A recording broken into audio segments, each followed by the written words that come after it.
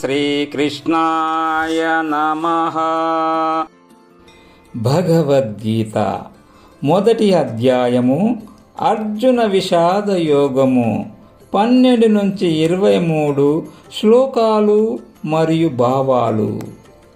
తస్య సంజనయన్ హర్షం కురు వృద్ధః పితామహః సింహనాదం వినద్యోచ్చైః శంఖం దద్మౌ ప్రతాపవాన్. భీష్మ పితామహుడు కురువృద్ధుడు పరాక్రమవంతుడు దుర్యోధనునికి సంతోషాన్ని కలిగించాలని భావించాడు. అంతే పెద్దగా సింహనాదం చేసి శంఖాన్ని పూరించాడు. తతః శంఖాశ్చ భేర్యశ్చ పనవానక గోముఖాః సహైసైవాభ్యహన్యంత సశబ్దస్తుములోభవత్. ఆ తర్వాత శంఖాలు, దుందుబులు, తప్పెట్లు, రణభేరులు, బూరలు ఒకేసారి మ్రోగాయి. ఆ శబ్దము చాలా భయంకరంగా ఉండింది. తతః శ్వేతైర్యుక్తే మహతి స్యందనే స్థితౌ మాధవ పాండవచ్చైవ దివ్యౌ శంఖౌ ప్రదద్ముతుః. ఇక ఆ తరువాత తెల్లని గుర్రాలు కట్టిన రథములో శ్రీకృష్ణుడు, అర్జునుడు ఉన్నారు. వారిద్దరు ఎంతో శ్రేష్టమైన శంఖాలను పూరించారు. పాంచజన్యం ఋషికేశః దేవదత్తం ధనంజయః పౌండ్రం దదద్మౌ మహాశంఖం భీమకర్మావృకోదరః. శ్రీకృష్ణుడు పాంచజన్యాన్ని పూరించాడు, అర్జునుడు దేవదత్తాన్ని ఊదాడు. ఇక భీకర కృత్యాలు చేసే భీముడు మాత్రం పౌండ్రమనే గొప్ప శంఖాన్ని మ్రోగించాడు. అనంత విజయం రాజా కుంతీపుత్రో యుధిష్ఠిరః సకులః సహదేవచ్చ సుఘోషమణి పుష్పకౌ.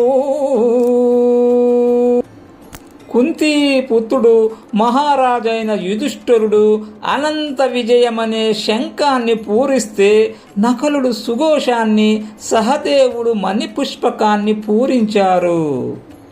కాశ్యశ్చ పరమేశ్వాసః శిఖండీ చ మహారథః దృష్టద్యుమ్నో విరాటచ్చ సాత్యకిచ్చ పరాజితః.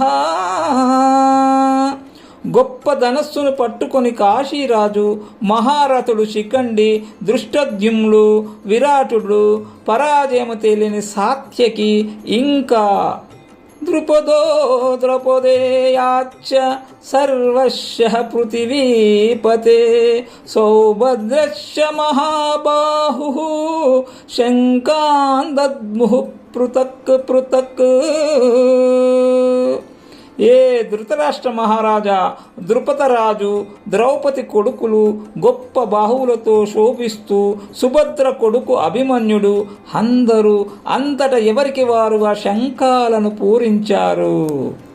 సఘోషోదార్తరాష్ట్రాణాం హృదయాని వ్యదారయత్ నభస్య పృథివీం చైవ తుములో వ్యనునాదయన్.